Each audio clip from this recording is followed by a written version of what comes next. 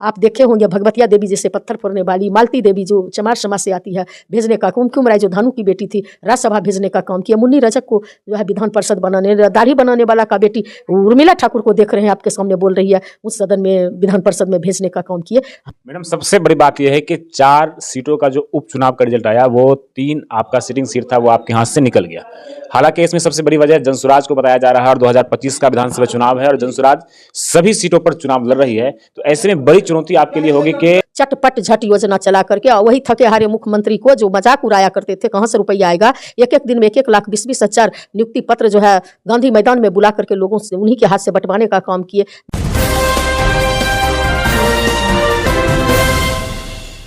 बिहार की राजनीति की बात करें तो जैसे जैसे विधानसभा चुनाव नजदीक आते जा रही है, सभी राजनीतिक पार्टी अपनी अपनी तैयारी में जुट गई है।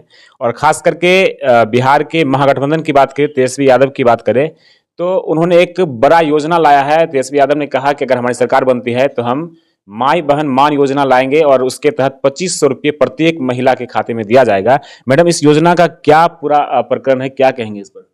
देखिए, हमारे आदरणीय नेता कभी भी जो है सत्ता की परवाह नहीं की। आपको याद होगी 2020 में जब चुनाव हो रही थी तो हमारे आदरणीय नेता बोले थे कि अगर जनता मालिक की कृपा हमें प्राप्त होगी तो निश्चित रूप से हम जो है आप लोगों को 10 लाख यहाँ के युवाओं को नौकरी देने का काम करेंगे। उस समय ये लोग मजाक उड़ाते थे, रुपया कहाँ से आएगा। उस समय हमारे आदरणीय नेता राष्ट्रीय अध्यक्ष बाबू लालू प्रसाद यादव जेल में थे, तो ये गाली देने का काम करते थे, बीजेपी वाले लोग बाप के यहाँ से रुपया लाएगा।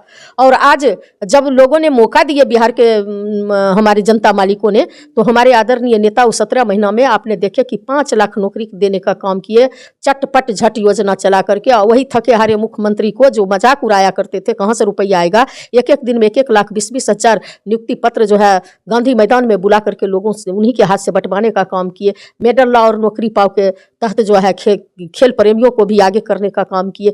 IT सेल का निर्माण किए। पर्यटन क्षेत्र में सारे जगह, निवेश में सारे जगह उन्होंने अमूलचूल परिवर्तन करने का, शिक्षा स्वास्थ्य में सारे जगह जो है उन्होंने अमूलचूल परिवर्तन करने का काम किए। और आज जब 2025 में चुनाव है तो आदरणीय नेता वो सोच करके नहीं कर रहे हैं, बल्कि वो काफ़ी दुखी हैं कि आधी आबादी जब तक सुखी नहीं होगी, अगर घर की महिला आपको सुखी नहीं होगी तो परिवार सुखी नहीं होगा। अगर महिला को कोई चीज़ खरीदने का मन होता है, कोई चीज़ चाहिए तो नहीं है, तो इसी के तहत उन्होंने कहे हैं माई बहन योजना के तहत उन्होंने सिर्फ 2500 रुपया ही नहीं देंगे हर एक के खाते पर, हर एक महिला के खाते पर, बल्कि 200 यूनिट बिजली भी फ्री देंगे। जो 5 केजी अनाज मिलता है वो 10 केजी अनाज देंगे। जो हमारे दिव्यांग भाई हैं उनको 400 रुपया पेंशन मिलता है, उनको 1500 रुपया करेंगे। हमारे आदरणीय नेता इतना ही नहीं कहे हैं, जो हमारे वृद्धा पेंशन है, जो हमारी सामाजिक सुरक्षा पेंशन है, इस सारे पेंशन को 400 के जगह पर सब 1500 करने का काम करेंगे। और जो 500 का, जो 1200 का सिलेंडर मिलता है वो 500 में मिलेगा।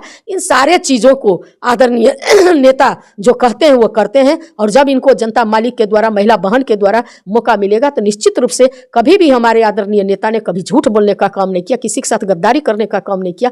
हमेशा से बाबू लालू प्रसाद देखे होंगे कि वो अपने कार्यकाल में भी जो है हमेशा महिला को जगह दिए, पीरियड लीव देने का काम किए। इस देश का पहला व्यक्ति है जो मैटरनिटी लीव है आदरणीय लालू प्रसाद देने का काम किए। आप देखे होंगे भगवतिया देवी जैसे पत्थर फोड़ने वाली, मालती देवी जो चमार समाज से आती है, भेजने का, कुमकुम राय जो धानु की बेटी थी, राज्यसभा भेजने का काम किया। मुन्नी रजक को जो है विधान परिषद बनाने, दाढ़ी बनाने वाला का बेटी उर्मिला ठाकुर को देख रहे हैं, आपके सामने बोल रही है, उस सदन में विधान परिषद में भेजने का काम किए। हमारे आदरणीय नेता तेजस्वी यादव जी जब मंत्री 17 महीना के मंत्रित्व काल में थे तो अनीता देवी जो ननिया की बेटी है उनको मंत्री बनाने का काम किया। तो हमारे आदरणीय नेता तेजस्वी जी जो है लोहिया जी के कदम पर चल करके, जयप्रकाश नारायण जी के कदम पर चल करके, हमारे आदरणीय नेता कर्पूरी ठाकुर जी के कदम पर चल करके, जगदेव बाबू के कदम पर चल करके, आदरणीय हमारे राष्ट्रीय अध्यक्ष बाबू लालू प्रसाद यादव के राहों पर चल करके महिलाओं को जो है माई बहन योजना की तरह सम्मान देने का काम किए हैं। ये काफ़ी सराहनीय है। महिला में पूरे बिहार में उत्साह है।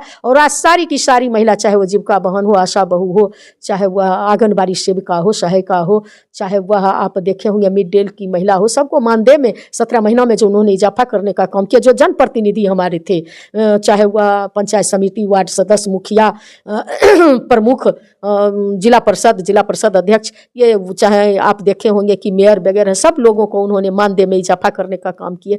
तो जो उनको मिलता था लिमिट में पैसा मिलता था मंथली, उनको उनमें इजाफा करने का काम किए, दोगुना करने का काम किए थे जनप्रतिनिधियों का। तो हमारे आदरणीय नेता सबके लिए चिंतित हैं और सबको, पूरे बिहार को, बढ़ता हुआ बिहार, युवा बिहार और देश में नंबर 1 बिहार कैसे बने, नीति आयोग की रिपोर्ट के अनुसार जो सबसे नीचे है वो नंबर 1 पर कैसे आवे, इसके लिए हमारे आदरणीय नेता सब चीज़ों का जो है प्रति जो है जागरूक हैं।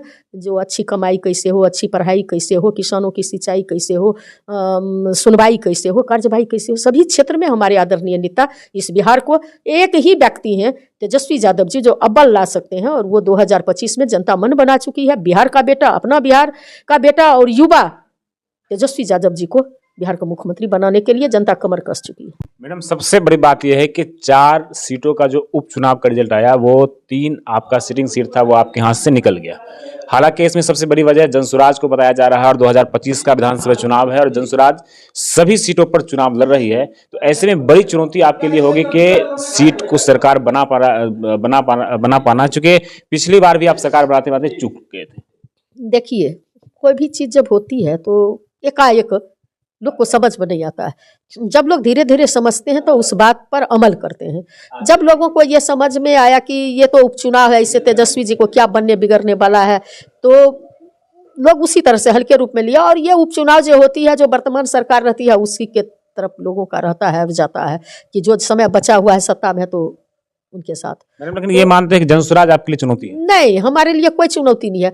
जनसुराज जिस हवा माने झोंका के साथ आया, उसी झोंका के साथ वो चला जाएगा। इसलिए कि लोग को समझ नहीं पाया था, आज लोग समझ गया कि ये बीजेपी का बी टीम है, बीजेपी फाइनेंस करती है। जिस तरह से अंग्रेज को भगाने के लिए देशभक्त लड़ रहे थे, उसमें जयचंद जैसे भी लोग थे जो अंग्रेज का साथ दे रहे थे, इधर का गुप्तचर उधर कर रहे थे। उसी लिस्ट में जो है जनस्वराज भी है, उसी लिस्ट में ओबीसी भी है, जिसको बीजेपी के तरफ से फाइनेंस किया जाता है और टारगेट दिया जाता है। वो अंग्रेज है, फूट डालो और शासन करो, तो वो फूट डालने का काम कर रहे हैं। लेकिन आम जनता को समझ में आ चुका है और जब फाइनल चुनाव होगा तो तेजस्वी यादव को ही मुख्यमंत्री बनाने का काम करेंगे, वो लोग इधर उधर नहीं होंगे।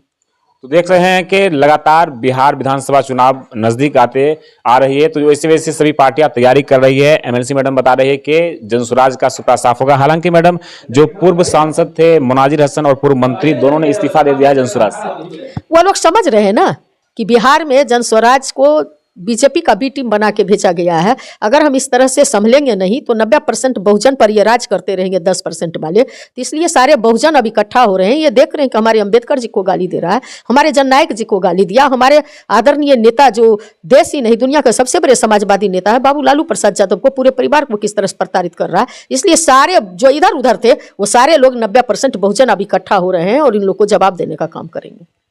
तो हमारे साथ बात करने के लिए आरजेडी के तेज तर्रार नेत्री MLC madam doctor Urmila Thakur ji थी। उन्होंने सभी बातों पर, सभी सवालों का बेबाकी से जवाब दिया। उन्होंने बताया कि बिहार में जिस तरीके से नए नए योजनाएं लाई जा रही है, तेजस्वी यादव के द्वारा वादे किए जा रहे हैं कि 2025 के विधानसभा चुनाव को लेकर उन्होंने माई बहन मान योजना लाया है, तो इसको काफी सराह रही है। उन्होंने बताया कि 2025 के चुनाव में जनता ने मन बना लिया है, उनको मुख्यमंत्री बनाकर ही दम लेगी। अब देखना यह है कि विधानसभा चुनाव का रिजल्ट क्या आता है। आप लगातार बने रहे NBR 24 के साथ। मैं हूं सदक वाल, फिर हाजिर होऊंगा कुछ समय में। नमस्कार।